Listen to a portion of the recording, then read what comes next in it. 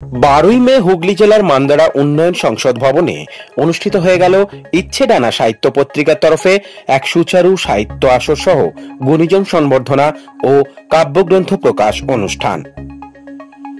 বাংলার বিভিন্ন প্রান্তের কবি লেখক বন্ধুদের সমাগমের পাশাপাশি বাংলাদেশের সাহিত্যিক লেখক কবিরাও উপস্থিত ছিলেন এই আসরে। সম্পাদক রাজু মালিকের প্রচেষ্টায় এত বড় আকারে সাহিত্যানুষ্ঠানটি কবিতা আবৃত্তি সহ সাংস্কৃতিক মেলবন্ধনে বেশ জমজমাট হয়ে উঠেছিল। উক্ত মঞ্চে চিত্র পরিচালক বাদল সরকারের কুমারী পুজো তথ্যচিত্র ও রাজু মালিকের বাস্তব শর্ট ফিল্মও প্রদর্শিত হয়। রবীন্দ্র জয়ন্তীর পাশাপাশি কবিতা আলেখ্য কাব্যগ্রন্থ প্রকাশের সারস্বত প্রয়াসে সকলে সামিল হয়ে বেশ খুশি। প্রায় শতাধিক লেখক কবি সাহিত্যিকদের যোগদানে এই সুন্দর ও সুচারু অনুষ্ঠানটি পরিসমাপ্তি ঘটে। তবে বাঙালির মননে চিন্তনে রবীন্দ্রনাথ ও তার সৃষ্টি প্রতিবারই ছোঁয়া দিয়ে যায় এক নতুন ভাবে, নতুন আঙ্গিকে। এই অনুষ্ঠানও তারই অঙ্গ, তা বলাই বাহুল্য। এই অনুষ্ঠান করছে বাংলা সাহিত্য নিয়ে যে একটা লড়াই চলছে, কবি লড়াই, কবিতার লড়াই। আর আজই মাতৃ দিবস, সেই দিনে এটা আমাদের অনেক বড় পাওনা। আমরা জানি আপনি নিজেও ছোটখাটো কবিতা লেখেন, সেটা নিয়ে কি বলবেন? ছোটখাটো কবিতা লিখি তো, তাই সেটা আস্তে আস্তে যদি বড় হয় তখন এরকম বড় পত্রিকাতে চলে আসবে, রাজু মল্লিকের কাছে পৌঁছে যাবে। পরিচালনা থেকে লেখক কোনটা বেশি কমফোর্টেবল? আগে তো লেখক হয়েছি, তারপরে পরিচালনা করেছি। হয়তো লেখকের নাম করতে পারিনি, কিন্তু পরিচালনায় নাম করে নিয়েছি, সেটা আপনারা সবাই জানেনি। তবে তার সাথে সাথে রাজু মল্লিকের মতো ভাইয়েরা যদি থাকে তাহলে আমার লেখনী হয়তো অনেক আগে চলে যাবে। আর আমারই লেখা যথেষ্ট না হলো 40টার উপরে গান আমাদের সমাজে আছে বাংলায়, যাতে বাংলার বিভিন্ন শিল্পীরা, বড় বড় শিল্পী এবং আমাদের ভারতীয় যেসব শিল্পীরা আছেন, বোম্বের শিল্পীরা আছেন, তারাও আমার গান গেয়েছে। এটাই আমার বড় কথা। আপনার নামটা? বাদল সরকার। রাজু ভাইয়ের মধ্যে এই গুণটা আছে বলেই সেটা বিকশিত হচ্ছে। আর এই যে একটা মহৎ উদ্যোগ, কবিগুরুদের স্মরণ এবং সেই সাথে এলাকার বা ইতদ অঞ্চলে কবি সাহিত্যিকদের উপস্থিতি, অত্যন্ত একটা ভালো উদ্যোগ। আমি এর শ্রীবৃদ্ধি কামনা করছি।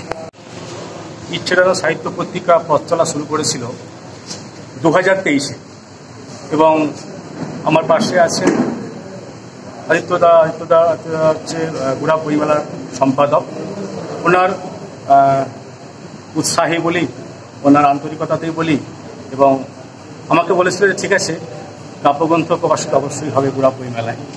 এবং আদিত্যদা যেভাবে আমাকে মঞ্চ দান করেছিলেন, সেখানে আমাদের প্রথম কাব্যগ্রন্থ প্রকাশিত হয়েছিল অর্ক, এবং অর্কর পর আমরা সেদিনেতেই একক কাব্যগ্রন্থ ভোরের আলো প্রকাশ করেছিলাম। আজকে কি অনুষ্ঠান হচ্ছে সেটা একটু? আজকে মূলত হচ্ছে রবীন্দ্র জয়ন্তী অনুষ্ঠান, সেই সঙ্গে আমাদের তৃতীয় সংকলন সাহিত্য পত্রিকার আরোগ্য কবিতা আলেখ্য কাব্যগ্রন্থ প্রকাশ, এবং এই কাব্যগ্রন্থ প্রকাশে আমাদের মধ্যে উপস্থিত হয়েছেন জয়ন্ত মণ্ডল মহাশয়, উপস্থিত হয়েছেন বাদল সরকার মহাশয়, উপস্থিত হয়েছেন শশাঙ্ক শেখর চট্টোপাধ্যায় মহাশয়, আদিত্যনারায়ণ চৌধুরী মহাশয়, কাব্যভূষণ রায় মহাশয় এবং প্রতি সামন্ত মহাশয়। আমাদের টোটাল ফুল কমিটি এখানে রয়েছে, এবং আমরা আগামী দিন এই পত্রিকাকে যাতে বৃহত্তর জায়গায় নিয়ে যেতে পারি তার চেষ্টা আমরা করব। আর এই যে অনুষ্ঠান, হঠাৎ সাহিত্য অনুষ্ঠান, এই যে এত মফস্বলের এত ভেতরে, এই করার কারণ? মফস্বলের ভেতরে আমরা চেষ্টা করছি, কলকাতার মানুষরা কলকাতার মধ্যে সীমাবদ্ধ থেকে তারা কাব্যগ্রন্থ প্রকাশ করে, এবং শুধু তাই নয়, সেখানেতে অনুষ্ঠান প্রায় দিন হয়, কিন্তু মফস্বলের মধ্যে একটা কাব্যগ্রন্থ প্রকাশ, সেই সঙ্গে কিছু গুণী মানুষকে একত্রিত করা, এবং বর্তমান সমাজে যা চলছে তার প্রতিবাদ স্বরূপ লেখকদের লেখনীতে যে ভাবধারা ফুটে উঠছে, তার প্রকাশ হচ্ছে আমাদের এই কবিতা আলেখ্য কাব্যগ্রন্থ। কতজন আজকে কবি সাহিত্যিক এখানে যোগদান করেন? এখানে 100-র বেশি কবি সাহিত্যিক উপস্থিত হয়েছেন, এবং আমাদের আজকে এই কবিতা আলেখ্য কাব্যগ্রন্থে 55 জন কবি সাহিত্যিক তাদের কবিতা লেখনী জমা দিয়েছিলেন। এই অনুষ্ঠানটা কোথায় হচ্ছে? এই জায়গাটার নাম? মান্দারা উন্নয়ন সংসদ ভবন। এখানে শর্ট ফিল্ম ও ডকুমেন্টারিও দেখানো হচ্ছে। এবং আজকে অনুষ্ঠানের শেষে আমাদের বাদল সরকার পরিচালিত একটি শর্ট ফিল্ম দেখানো হবে, বিবেকানন্দের কুমারী পুজো। এবং সেই সঙ্গে আমার একটি শর্ট ফিল্ম বাস্তব, যেটি বহু পুরস্কার প্রাপ্ত ছবি, বহুদিন পুরস্কার পেয়েছে এবং প্রায় 35টা মতো পুরস্কার পেয়েছে ছবিটি, বিভিন্ন মহলে পদরূপ পেয়েছে।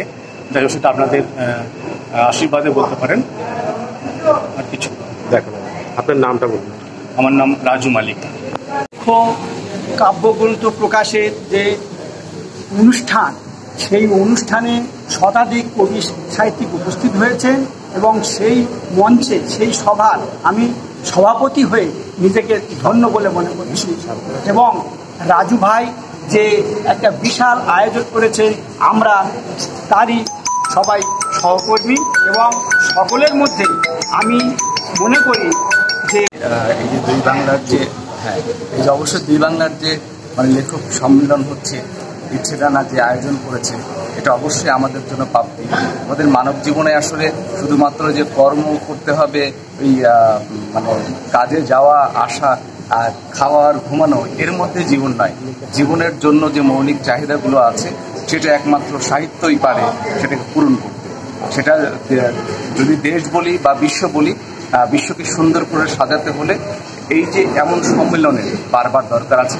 এখান থেকে আলোকিত মানুষ আসবে, আমাদের দেশ পৃথিবী আলোকিত হবে। আপনার নাম কোথেকে এসেছে? আমি আলমগীর কবির হৃদয়, আমি বাংলাদেশের পাবনা জেলা থেকে এসেছি। বড় যাচ্ছে বলতে আমরা চাই যে আমাদের ইচ্ছেডানা আকাশ পুরে উপর দিকে উড়ুক এবং সকলকে সাথে নিয়ে, সঙ্গে নিয়ে মফস্বল এলাকা শুধু নয়, সারা ভারতবর্ষের বাইরে যাতে ইচ্ছেডানার ডানাটা ছড়িয়ে পড়ে এবং সেই কবিতা সাহিত্যের মধ্যে দিয়ে যেন আমরা সমাজকে এবং মানুষের কাছে একটা সুন্দর বার্তা দিতে পারি যে সবার একটা নিজস্ব স্বাধীনতা আছে। সেই স্বাধীনতার সাথে মানুষ যাতে গণতন্ত্র প্রিয়ভাবে পৃথিবীর মধ্যে বাঁচতে পারে, শান্তিপ্রিয় মানুষ হয়ে বাঁচতে পারে, সেই মেসেজ আমরা ইচ্ছেডানা পত্রিকার পক্ষ থেকে দিতে চাই এবং সকলের সঙ্গে থাকতে চাই। ব্যুরো রিপোর্ট, প্রিয় চিত্র সাথী নিউজ, হুগলি।